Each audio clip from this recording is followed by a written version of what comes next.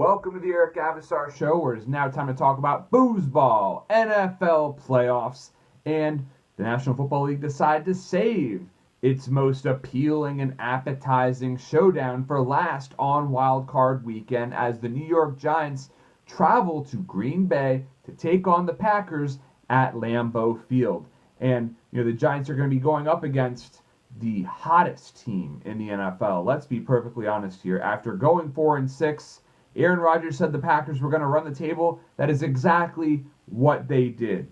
Rodgers, over the past 7 weeks, has thrown for 18 touchdowns and no interceptions. He has just been unstoppable out there. Can the Giants stop him?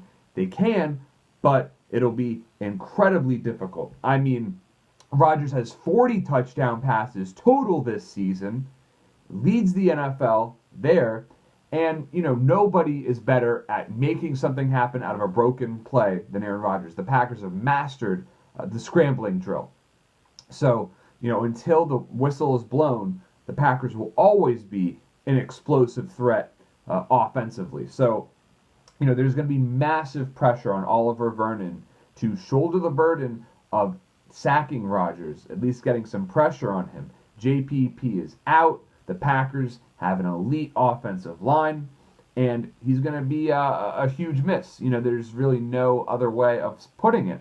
And, Janoris Jenkins, he's been taken off the injury report from what I understand, but if he's going out there against that passing attack and he's not at full strength, he could be a serious liability. I think Rodgers is really going to target Jared Cook because Cook, he's had a great year playing with Rodgers, and the Giants are very vulnerable going up against tight ends. They've given up over 1,000 yards receiving from opposing tight ends this season.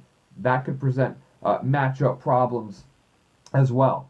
So, for the Giants, they fortunately have Marshall Newhouse back in the lineup. Newhouse missed 13 games this season, but played tremendously in the regular season finale against the Washington Redskins, and he will be very familiar with this Packer team. After all, he won a Super Bowl with the Packers his rookie year.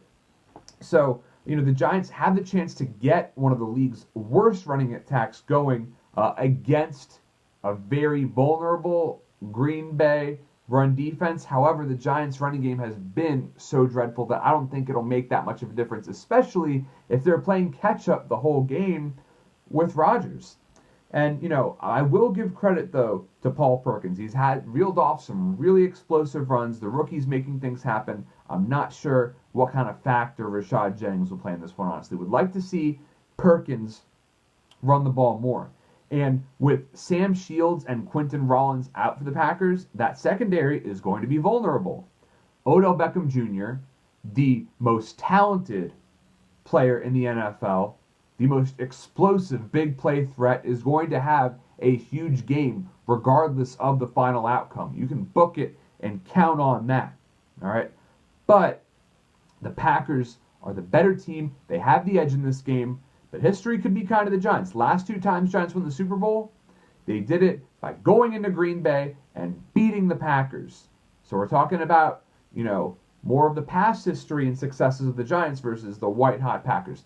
Eli Manning needs to play better than he's played this entire season. He's never had a truly great game this season. 26 touchdowns, 16 picks. He's had quite a few games where he's thrown 2 or more picks, and they still won. So the defense, to a large extent, with their great free agency signings, has been able to bail Eli out sometimes, but they're not going to be able to do it on Sunday.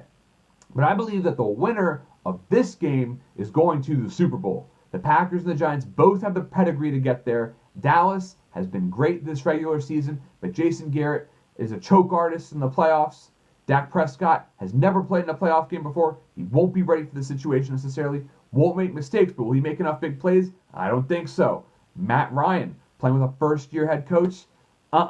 He's never really gotten it done in the playoffs either, although he did beat Russell Wilson at one point earlier in his career. I don't think Atlanta is going to go to the Super Bowl, even with that high-flying passing attack. Now, the Seahawks, they could make it. They have a shot. You have to take them seriously based on their history, but that offensive line is very vulnerable. Russell Wilson was, he had a gimpy ankle earlier in the season because his line couldn't protect him. Of course, things got better They've, really righted the ship, including a win over the Pats. However, I don't think Seattle's going to make it either. The winner of the Giants and Packers game is going to the Super Bowl, and my pick for this one is Green Bay. The Packers are not going to cover the 4.5-point spread, all right? But they're going to win by a field goal. They're going to eke it out, and Green Bay is going to go to the Super Bowl. Thank you so much for tuning in, and please be sure to subscribe to my channel.